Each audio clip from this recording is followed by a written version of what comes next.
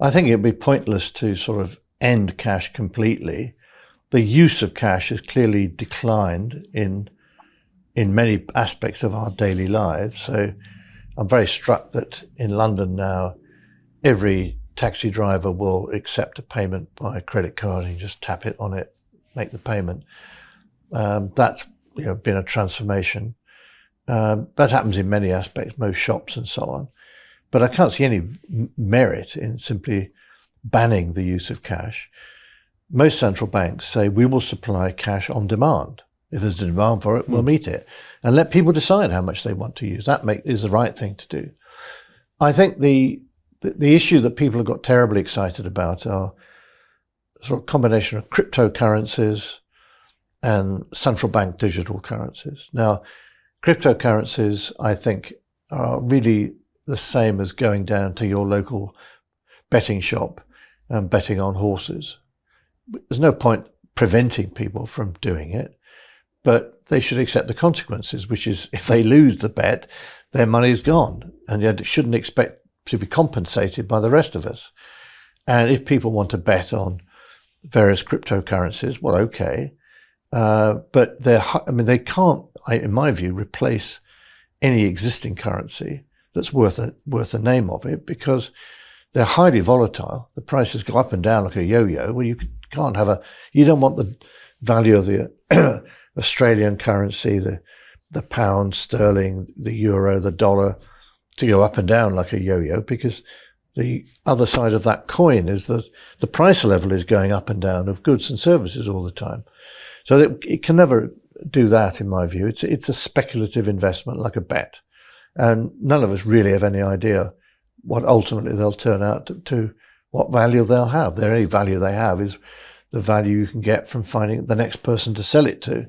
And we know what happens in that kind of market. Sometimes it will just crash.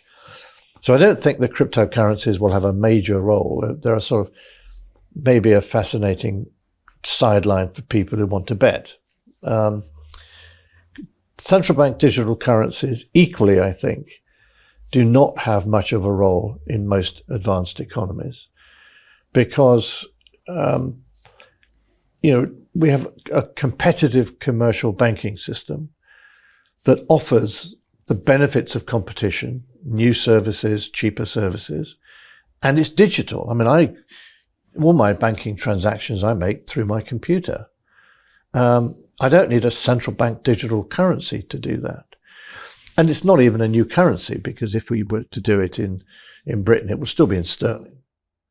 So for households, I don't think there's any particular value in it whatsoever. And there are some real dangers, because if you had a central bank digital currency and people started to speculate there might be a financial crisis, maybe some of our big private banks are at risk here, their deposits would flow immediately into the central bank digital currency, unless the central bank said, oh, you can't hold more than a certain amount with us, in which case, what's the point?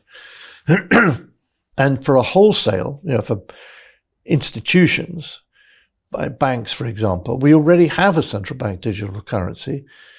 It came about through quantitative easing, that when central banks print money, they give checks to the people who sold their bonds, government bonds, to the central bank, and they deposit that check drawn on the central bank into their bank account, and the commercial banks take it back to the central bank and add it to their reserves with the central bank.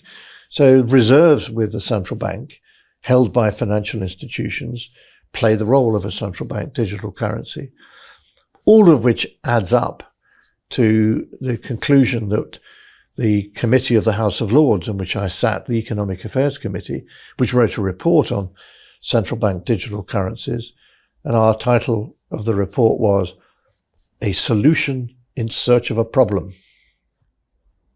I can't see a problem that we have enough problems to worry about in the West today. We don't need to worry about central bank digital currencies. We do need to worry about all the things that we've been discussing.